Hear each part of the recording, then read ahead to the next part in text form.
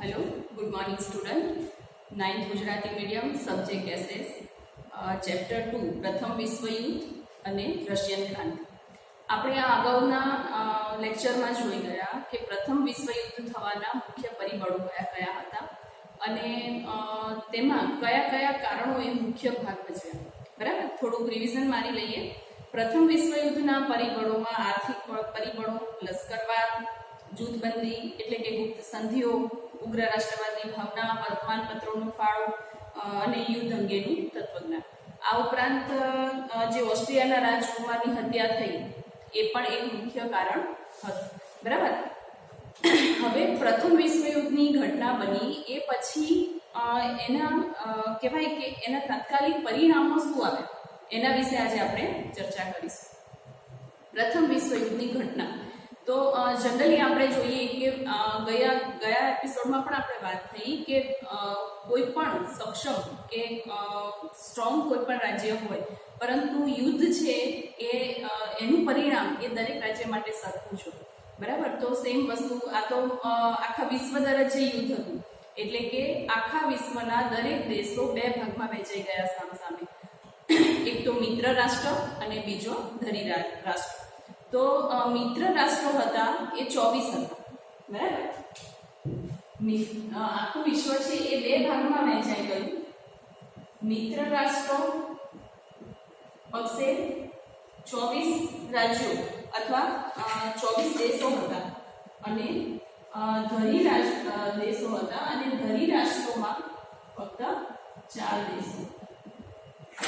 આખું વિશ્વ આવા બે અલગ અલગ પ્રકારના વહેંચાઈ ગયું, દેશોમાં વહેંચાઈ ગયું. અને જર્મનીએ શરૂઆતમાં યુરોપમાં નોંધપાત્ર વિજય કર્યો. એ સમયમાં પ્રથમ વિશ્વયુદ્ધ દરમિયાનની શરૂઆતમાં જર્મની એ ખૂબ સ્ટ્રોંગ રાષ્ટ્ર તરીકે ઉભરી આવ્યું.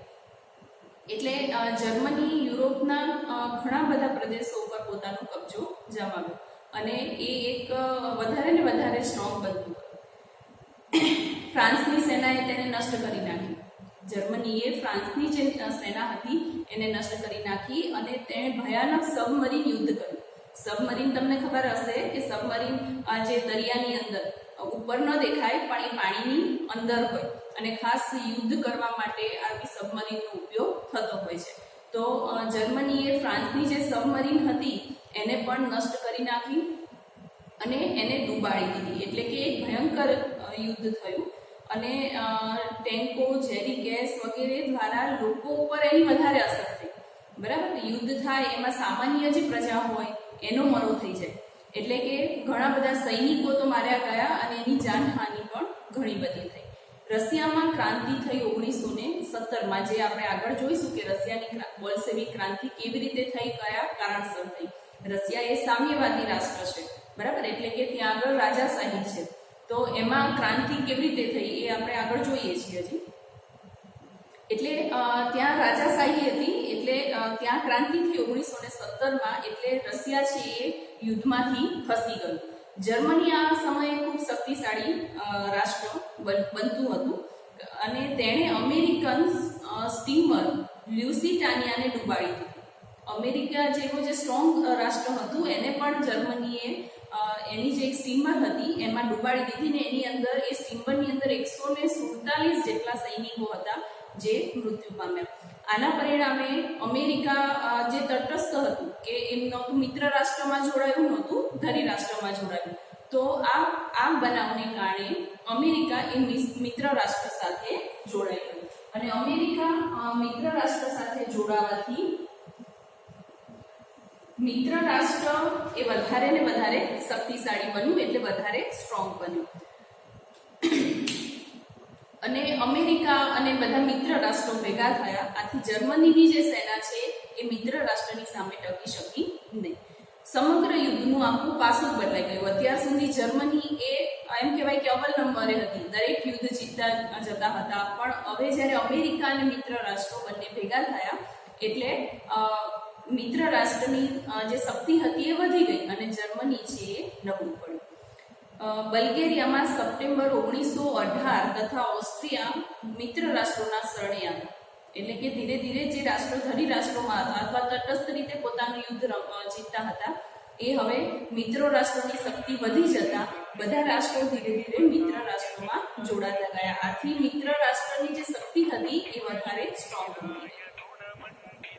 જર્મન સમ્રાટ કેસર રાજ સત્તા છોડીને ભાગી ગયો. એ વખત જર્મનની અંદર કેસર જે એનો સમ્રાટ હતો, બરાબર. તો હવે જર્મની એકદમ નબળું પડી ગયું હતું અને બીજા બધા જે રાષ્ટ્રો હતા એ પણ મિત્ર રાષ્ટ્રની સાથે જોડાવા લાગ્યા. તો આ જોઈને એમનો જે સમ્રાટ હતો એ ગભરાઈ ગયો અને જે સમ્રાટ કેસર હતો એ પોતાની સત્તા છોડીને ભાગી ગયો અને જર્મન પ્રજાસત્તાક એટલે કે પછી જે એની પ્રજા હતી એને બધાએ હવે પોતાનો જ્યારે લીડર જ ના હોય ત્યારે પ્રજા એ કેવી થઈ જાય, દયનીય પરિસ્થિતિમાં આવી જાય. તો તેની જે જર્મન પ્રજા હતી એને 11 નવેમ્બર 1918ના દિવસે મિત્ર રાષ્ટ્રની શરણાગતિ સ્વીકારી. એટલે કે મિત્ર રાષ્ટ્રની સરેન્ડર થઈ ગયા, કારણ કે પોતાના લીડર વગર તો એ દિશાહીન થઈ ગઈ હતી એ પ્રજા, બરાબર. શું કરવું કે કેવી રીતના કરવું એનો કોઈ આઈડિયા એમને નહોતો. અને શરણાગતિ સ્વીકારી, યુદ્ધ વિરામ ઉપર હસ્તાક્ષર કર્યા અને જે કંઈ પણ સંધિ હતી એ સ્વીકારવાની ફરજ પડી. એટલે આ રીતે 1918ની અંદર પ્રથમ વિશ્વયુદ્ધનો અંત આવ્યો, પરંતુ આ બધું એક જોર જબરદસ્તીથી કરવામાં આવ્યું હતું કે જર્મની પાસેથી અમુક પ્રાંતો પડાવી લીધા, એની પાસે ઘણી બધી એવી સંધિ ઉપર સહી કરાવવામાં આવી કે જેમાં એની પોતાની કોઈ ઈચ્છા હતી નહીં. એટલે હવે આપણે એ જોઈએ કે જે પ્રથમ વિશ્વયુદ્ધ હતું એના પરિણામ શું આવ્યા. વિશ્વના જે અનેક દેશો વચ્ચે યુદ્ધ થયા તો એના પરિણામ આમ જનતા ઉપર, જે સામાન્ય પ્રજા હતી એની ઉપર એના પરિણામો શું આપણને જોવા મળ્યા, તો એની વાત કરીએ. પ્રથમ વિશ્વયુદ્ધના પરિણામોમાં પહેલી તો જાનમાલને હાનિ થઈ, બરાબર. એટલે કે ઘણા બધા સૈનિકો માર્યા ગયા, ચાહે વિજય રાષ્ટ્ર હોય કે હારેલું રાષ્ટ્ર હોય, વિજય પામેલું રાષ્ટ્ર હોય કે હારેલું હોય, પરંતુ એમાં સૈનિકો તો મૃત્યુ પામ્યા જ હોય આટલું મોટું વિશ્વયુદ્ધ હોય તો. એટલે સૌથી પહેલા તો જાનમાલની હાનિ થઈ. લગભગ 6.5 કરોડ લોકોએ યુદ્ધની અંદર પાર્ટિસિપેટ કરેલું, બરાબર. એની અંદર 1 કરોડ તો મૃત્યુ પામ્યા. 6.5 કરોડમાંથી બધાનો સરવાળો કરવા જઈએ અને આ સંખ્યા છે અંદાજે છે કે એમાંથી 1 કરોડ લોકો તો મૃત્યુ પામ્યા હતા, 2 કરોડ ઘવાયા હતા, કે કોઈનો હાથ ભાંગ્યો હોય, પગ ભાંગ્યો હોય, ટૂંકમાં એ ઘવાયેલા હતા. અને 70 લાખ લોકો કાયમ માટે અપંગ બન્યા હતા. અને આ યુદ્ધ બાદ કોઈ પણ જગ્યાએ યુદ્ધ થાય એટલે એનું આર્થિક તંત્ર છે સાવ કેવું થઈ જાય, ભાંગી પડે. એટલે રોગચાળો ફેલાયો, આટલા બધા લોકો મૃત્યુ પામે, રોગચાળો ફેલાયો, ભૂખમરો વધ્યો, હત્યાકાંડો વધ્યા. એમાં હત્યાકાંડોને લીધે મરનારાઓની જે સંખ્યા હતી એમાં પણ વધારો થતો ગયો. અને યુદ્ધનો કુલ ખર્ચનો આંકડો તો એવું કહેવાય કે અધધ, એટલે કે એની કોઈ ગણતરી નહોતી, એટલો બધો યુદ્ધનો આંકડો એટલે સુધી પહોંચી ગયો. આ જે હતી એ જાનમાલને હાનિ. એટલે આપણે 3 આંકડા યાદ રાખીશું. 6.5 કરોડ લોકોએ એની અંદર પાર્ટિસિપેટ કર્યું અને 1 કરોડ લોકો મૃત્યુ પામ્યા, 2 કરોડ લોકો ઘવાયા અને 70 લાખ લોકો કાયમ માટે અપંગ બન્યા. હવે બીજું આપણું જે પરિણામ છે કહેવાય કે સામાજિક પરિવર્તન છે. એટલે કે યુદ્ધથી સમાજ ઉપર શું અસર થઈ. તો એક વસ્તુ એવું ફેક્ટ છે કે આટલા લોકો મૃત્યુ પામ્યા એટલે યુદ્ધની અંદર એ સમયમાં તો પુરુષો જ હતા, બરાબર. તો યુદ્ધમાં જે આટલા પુરુષો મૃત્યુ પામ્યા હશે કે અમુક સૈનિકો ઘવાયા છે કે અમુક સૈનિકો અપંગ બન્યા છે, તો એની દરેક એક સૈનિક હોય એની પાછળ આખું એનું કુટુંબ હોય, બરાબર. તો એ જે સૈનિક કદાચ મૃત્યુ પામ્યો, ઘવાયો કે અપંગ બન્યો તો એનું પરિણામ એના કુટુંબને ભોગવવું પડે.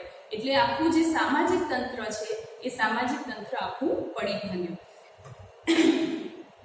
એટલે જ્યારે પુરુષો અને કંઈ થોડા વર્ષો એવું નહોતું કે 1-2 મહિનામાં યુદ્ધ પતી ગયું, બરાબર. જે અમુક વર્ષો સુધી યુદ્ધ ચાલ્યું. એટલે પુરુષો જ્યારે યુદ્ધમાં જતા ત્યારે એક મોટું સામાજિક પરિવર્તન જોવા મળ્યું. ક્યાંક આપણે આને વાત કરીએ તો એક પોઝિટિવ પોઈન્ટ તરીકે લઈ શકીએ કે પુરુષો જ્યારે યુદ્ધમાં જતા ત્યારે સ્ત્રીઓને ઘરની બહાર નીકળવાની ફરજ પડી.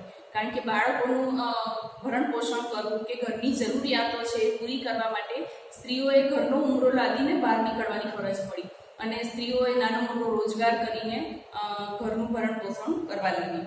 વ્યવસાયિક ક્ષેત્રે પણ એ સફળતાપૂર્વક આગળ વધી અને પુરુષની સમોવડી બની ગઈ. પ્રથમ વિશ્વયુદ્ધનું આ એક પોઝિટિવ પાસું કહેવાય કે સ્ત્રીઓ જે ઘરની બહાર નીકળી એટલે પોતાના આત્મવિશ્વાસમાં પણ વધારો થયો અને પુરુષની સમોવડી એ બની અને એક સમાનતાની લાગણી જન્મી. સ્ત્રીને પણ એવું થયું કે અમે પણ આ દરેક વસ્તુ કરી શકીએ છીએ, એટલે પુરુષની સમોવડી થઈને એક સમાનતાની લાગણી જન્મી.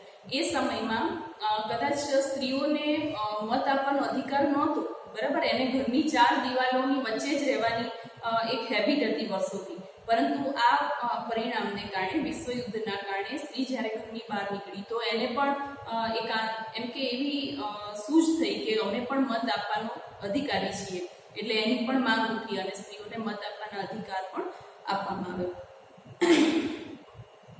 હવે યુદ્ધ દરમિયાન જીવન જરૂરિયાતની ચીજોની વસ્તુઓની માંગ છે એ માર્કેટમાંથી ઘટી, બરાબર. એ વસ્તુ આપણે સમજી શકીએ કે યુદ્ધ દરમિયાન જ્યારે ઓછી આવકમાં પૂરું કરવાનું હોય તો જે જીવન જરૂરિયાતની મુખ્ય વસ્તુઓની માંગ હોય એ જ માર્કેટમાં આવે, બાકી જે વધારાની મોજ શોખની કે ઇતર બીજી પ્રવૃત્તિઓ હોય એ થાય નહીં. એટલે કે માર્કેટમાંથી જીવન જરૂરિયાતની ચીજ વસ્તુઓની માંગ ઘટવા લાગી અને આથી માર્કેટે ડાઉન થતું ગયું, એટલે કે મંદી પણ વધી અને લોકોની મુશ્કેલીમાં પણ વધારો થતો ગયો, બેરોજગારી વધી અને સૌથી વધુ બાળકોની જે સ્થિતિ છે એ વધારે દયનીય બની. વર્સેલ્સની સંધિ.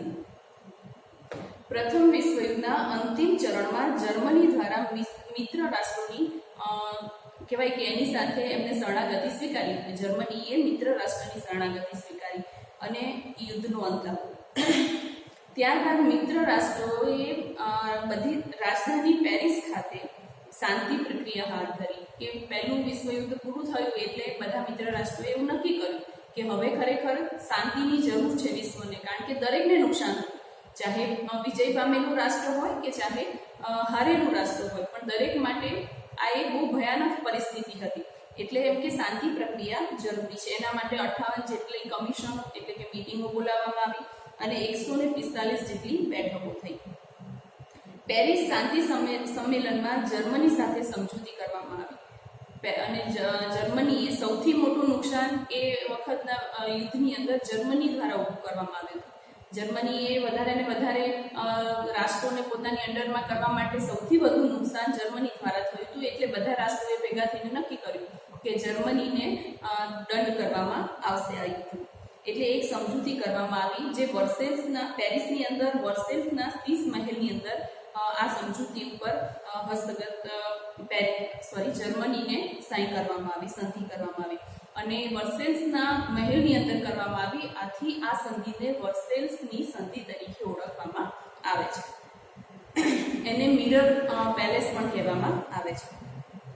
વર્સેલ્સની આ સંધિમાં 4 પ્રકારની જોગવાઈ હતી, જેમાં પહેલું પ્રાદેશિક વ્યવસ્થા, બીજું લશ્કરમાં ઘટાડો, એટલે કે આ બધી સંધિ હતી કે મિત્ર રાષ્ટ્રોએ જર્મની સામે મૂકી હતી કે તમારે આટલા નિયમો ફોલો કરવા પડશે. હવે તમે હારેલા રાષ્ટ્રમાં છો તો તમારે આટલી વસ્તુ ફોલો કરવી પડશે. તો એમાં પ્રાદેશિક વ્યવસ્થા એટલે એમ કે તમારા અમુક જે મહત્વના જે પ્રદેશો છે એ અમે લઈ લેશું, અથવા લશ્કરમાં ઘટાડો કરવો પડશે ફરજિયાતપણે, કે શસ્ત્રોને ભેગા નહીં કરી શકો તમે, નિશસ્ત્રીકરણ અપનાવવું પડશે તમારે. યુદ્ધમાં વળતરના હપ્તાની ગોઠવણી, યુદ્ધ દંડ જે કરવામાં આવ્યો હતો જર્મનીને, તો એ હપ્તા રૂપે તમારે એ મિત્ર રાષ્ટ્રને આપવાના રહેશે અને અન્ય જોગવાઈઓ પણ હતી. આ સંધિમાં અમેરિકાના જે પ્રમુખ હતા વુડરો વિલ્સન, બ્રિટિશ વડાપ્રધાન લોર્ડ જ્યોર્જ અને ફ્રાન્સના વડા કલેમન્સો અને યુદ્ધ દંડ લાદવામાં આવ્યો. તેના રૂહર પ્રાંત એટલે કે જર્મનીના જે બહુ મહત્વના પ્રાંત હતા એ ફ્રાન્સને આપી દેવામાં આવ્યા, એની ફરજ પાડવામાં આવી. એની જે રુહાઇન નદી હતી એને પણ આંતરરાષ્ટ્રીય જળમાર્ગ માટે એટલે કે એનો ઉપયોગ દરેક કરી શકે એટલે આંતરરાષ્ટ્રીય જળમાર્ગ માટે એને ખુલ્લી મૂકી દેવામાં આવી. અને એના જે ખનિજ સમૃદ્ધ જે પ્રદેશો હતા એ પણ 15 વર્ષ માટે ફ્રાન્સને આપી દેવામાં આવ્યા. જર્મનીના જે મહત્વના ખનિજો નીકળતા હોય એવા જે પ્રદેશો હતા, એટલે કે એવું કહેવાય કે પૈસાના ભંડાર રૂપે એ જે પ્રદેશો હતા એ પણ આપી દેવામાં આવ્યા. તેના મોટાભાગના સંસ્થાનો, જે મહત્વના સંસ્થાનો હતા, એને પડાવી લેવામાં આવ્યા. આલ્સેસ અને લોરેન્સ પ્રાંત હતા એ પણ ફ્રાન્સને પરત કરવામાં આવ્યા. જે જર્મનીએ ફ્રાન્સના આલ્સેસ અને લોરેન્સ પ્રાંત પડાવી લીધા હતા એ પણ જર્મનીને ફ્રાન્સને પાછા આપી દેવામાં આવ્યા. આ દરેક વસ્તુ પછી જે મોટી માત્રામાં લોખંડ અને કોલસો જે પ્રદેશો હતા ફ્રાન્સ અને મિત્ર રાષ્ટ્રોએ યુદ્ધ વળતર તરીકે આપવાના હતા. એટલે કે જર્મનીના જે મહત્વના અમુક કોલસો અને ખનીજો કાઢતા લોખંડ કે જેવા મળતા જે પ્રદેશો હતા એ પણ જર્મનીએ ફ્રાન્સ અને મિત્ર રાષ્ટ્રોની શરણમાં મૂકી દેવાના હતા. આ બધી શરતો ઉપર જર્મની પાસે જબરજસ્તી સાઇન કરવામાં આવી. વર્સેલ્સની સંધિમાં આ બધી વિગતો હતી અને જેની ઉપર જર્મનીને ના છૂટકે સાઇન કરવી પડી, કારણ કે હવે હારેલું રાષ્ટ્ર હતું અને પોતાનું લીડરશિપ કરે એવું કોઈ વ્યક્તિ જર્મનીમાં હતું નહીં. એનો જે રાજા હતો કેસર સમ્રાટ એ પોતે ભાગી ગયો. એટલે આવી પરિસ્થિતિમાં જર્મન પ્રજાને બંદૂકની અણીએ આ સંધિ ઉપર સાઇન કરવામાં આવી. આથી જર્મન પ્રજા હતાશ થઈ ગઈ. સહી તો કરી, છૂટકો જ નહોતો, પરંતુ હવે જર્મન પ્રજા હતાશ થઈ ગઈ અને એ ખૂબ જ હતાશ થવાની સાથે સાથે પોતાની મનની અંદર એક ઉગ્ર ભાવના પણ આવી બદલો લેવાની. બરાબર. અને જર્મનીનું આખું જે તંત્ર હતું, આર્થિક તંત્ર, એ કેવું થઈ ગયું, છિન્ન ભિન્ન થઈ ગયું અને આખું તંત્ર વિખેરાઈ ગયું. અને આવી રીતના જર્મન પ્રજાની હતાશા એ જ ક્યાંક એવું કહી શકાય કે બીજા વિશ્વયુદ્ધનું કારણ બની. હવે દૂરગામી પરિણામો એનું ચોથું પરિણામ કહી શકાય કે યુદ્ધમાં પરાજિત રાષ્ટ્રો સાથે સંધિ કરવામાં આવી અને એથી વેરની ભાવના પ્રગટ થઈ. આપણે જોયું જર્મનીમાં લોકો હતાશ થયા અને ક્યાંક ને ક્યાંક બદલો લેવાની ભાવના એનામાં આવી અને તેનાથી જગતમાં શાંતિ સ્થપાઈ શકી નહીં. એટલે દરેક રાષ્ટ્રો પાસે આવી રીતે બહુ જબરજસ્તી પ્રમાણે જે હારેલા રાષ્ટ્રો હતા એમની પાસે સંધિ ઉપર સાઇન કરવામાં આવી. આથી દરેક રાષ્ટ્રોએ ના છૂટકે એ સમયે સંધિ તો કરી, સંધિ સ્વીકારી તો ખરી, પરંતુ પોતાની અંદર એ ક્યાંક ને ક્યાંક એક વેર ભાવના હતી કે જે એમને શાંતિથી જીવવા દે એમ નહોતી. એક બદલો લેવાની એમનામાં ભાવના હતી. અને સામ્યવાદી રશિયાને રાષ્ટ્રસંઘમાં સ્થાન ન અપાયું. એટલે કે શાંતિ પ્રક્રિયા માટે બધા દેશો, મિત્ર રાષ્ટ્રોએ ભેગા થઈને એક રાષ્ટ્રસંઘ ની સ્થાપના કરી કે જેનાથી એમ કે ફરીથી આવા યુદ્ધ ન થાય એનું પણ એક આખું આયોજન કર્યું, જેની અંદર રશિયાને સ્થાન આપવામાં આવ્યું નહીં, કારણ કે રશિયા એ સામ્યવાદી એટલે કે ત્યાં રાજાશાહી છે. બરાબર. એટલે કે જે લોકશાહી જે રાષ્ટ્રો હતા એમને જ આની અંદર સ્થાન આપવામાં આવ્યું. આથી રશિયાએ નારાજ થયું અને દ્વિતીય વિશ્વયુદ્ધનું ત્યારે આ સંધિ પછી આ બધા જે પરિણામો આવ્યા એ પછી દ્વિતીય વિશ્વયુદ્ધનું બીજ રોપાયું એવું આપણે કહી શકીએ. હવે રશિયન બોલ્શેવિક ક્રાંતિ જોઈએ. 1917માં આ ક્રાંતિ થઈ. 1917માં રશિયામાં ક્રાંતિ થઈ.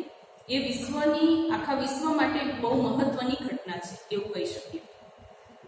રાજકીય પરિબળોમાં રશિયાની પ્રજા જારશાહી, એ વખતે રશિયામાં જાર રાજા હતા, સમ્રાટ એના જાર હતા. એ ખૂબ જ કહી શકાય કે દમન નીતિવાળા હતા. એ જે રાજા હતા એ દમન નીતિવાળા હતા કે પ્રજાનું જે થવું હોય થાય, પોતે વધારે ને વધુમાં વધુ એમ પોતાના સામ્રાજ્યનો ફેલાવો કરવા માટેના પ્રયત્નો કરતા.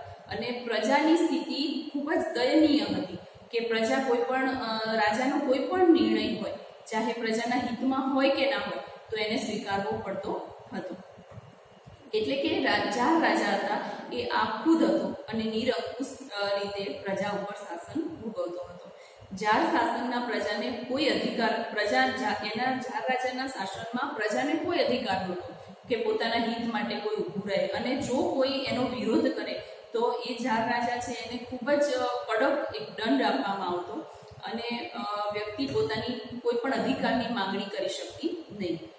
અને એ દંડમાં સાઇબિરિયાની હાડ થીજવી નાખે, કે હાડકાં પણ થીજી જાય એટલી બધી ઠંડીની અંદર જો કોઈ વ્યક્તિ વિરોધ કરે જાર રાજાનો તો એને ત્યાં મોકલી દેવામાં આવતી અને એ વ્યક્તિ ત્યાં કાતિલ ઠંડીની અંદર પોતે મૃત્યુ પામતો. એટલે લોકો વધુમાં વધુ ગરીબ બનતા ગયા અને એમની જે સ્થિતિ છે એ વધારે કરુણ બનતી ગઈ. રશિયામાં ખેડૂતો, ખેતદાસો, મજૂરો પુષ્કળ કામ કરવા છતાં પણ એમને પૂરતું વળતર મળતું નહીં અને એમનું વધારે શોષણ થતું. હવે આ બધી પરિસ્થિતિ લોકોની અંદર એક રોષ જન્માવ્યો, એક વધારે કહેવાય કે લોકો કંટાળી ગયા ઝાર રાજાથી, એમ કે અમારે આ ઝારનું શાસન છે એ જોઈતું નથી, પરંતુ લોકો મજબૂર હતા.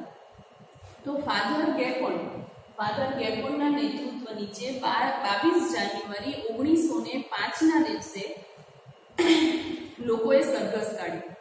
સરઘસ એ શાંતિ પૂર્વક પ્રક્રિયા હતી, એની અંદર કોઈ એવું હિંસાને ક્યાંય સ્થાન નહોતું. ઉપરથી લોકોએ પોતાના હાથમાં એ ઝાર રાજા હતા એની છબી રાખેલી હતી, અને એમાં નીચે લખ્યું હતું કે રશિયાનો ગોરો નાનો પ્રભુ ઘણું જીવો. એટલે એક દુઆ હતી, પોતાની જે કંઈ પણ સમસ્યાઓ હતી એને રજૂ કરવા માટે એક શાંતિપૂર્ણ સરઘસ કાઢવામાં આવ્યું હતું. પરંતુ ઘણા બધા નિર્દોષ લોકો એની અંદર સામેલ થયા, પણ ઝાર રાજાએ ગોળીબારનો ઓર્ડર કર્યો અને ઘણા બધા નિર્દોષ જે લોકો હતા એનું મૃત્યુ થયું. અને એવું કહેવાય છે કે એટલા બધા લોકોનું મૃત્યુ એ વખત થયું હતું કે ઝારનો જે મહેલ હતો સેન્ટ પીટર્સબર્ગનો, જે આખો બરફથી છવાયેલો જે હતો એ આખો લોહીથી લાલ થઈ ગયો. અને એટલા માટે એ જે સમય હતો એ રવિવારનો સમય હતો, એટલે કાળો રવિવાર તરીકે એ દિવસને માનવામાં આવે છે, અથવા લોહિયાળ રવિવાર. બરાબર, 1905 22 જાન્યુઆરી રવિવાર હતો એ દિવસ, એટલે એ દિવસને લોહિયાળ રવિવાર તરીકે ઓળખવામાં આવે છે.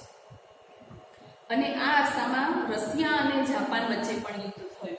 હવે રશિયા અને જાપાન વચ્ચે 1905ની વચ્ચે યુદ્ધ થયું. હવે આપણને સૌને ખબર છે કે જાપાન એ તો કેટલો નાનો દેશ છે, બરાબર, તો અને રશિયા કેટલું બધું મોટું. તો રશિયા અને જાપાન વચ્ચે યુદ્ધ થયું, જેમાં એટલા નાના જાપાન દેશે રશિયાને હરાવી દીધું. હવે એથી લોકો વધારે રોષે ભરાયા કે આટલું નાનું ટચુકડું જાપાન અને આટલા મોટા રશિયા જેવા રાષ્ટ્રને હરાવી દે, તો એનો મતલબ એવો થયો કે જે ઝાર રાજા છે એનો વહીવટ બરાબર છે નહીં. આથી લોકો વધારે રોષે ભરાયા અને પ્રજાની અંદર અસંતોષની લાગણી ઊભી થઈ. પછી 8મી માર્ચ 1917ના દિવસે પેટ્રોગાર્ડમાં કચડાયેલા કામદારોએ હડતાલ પાડી, અને આ ઘટનાને દબાવી દેવા માટે ઝાર રાજાએ પોતાના સૈનિકોને ત્યાં ગોળીબાર કરવાનો ઓર્ડર આપ્યો. પરંતુ સૈનિકો પણ કોણ હોય છે? એક આમ પ્રજા જ હોય છે. એટલે સૈનિકોએ જે હડતાલ પાડનાર કામદારો હતા એમની ઉપર ગોળીબાર કરવાની ના પાડી, એટલે કે રાજાની અગેન્સ્ટ ગયા, એના વિરોધમાં ગયા. અને આ રીતે એક કહેવાય કે નાની એવી ક્રાંતિની શરૂઆત ત્યાંથી થઈ કે સૈનિકો રાજાનો હુકમ ના માને એટલે એક નાની એવી ક્રાંતિ કહેવાય, અને ત્યાંથી એ ક્રાંતિની શરૂઆત થઈ. ઝારશાહીનું પતન થયું આ રીતે.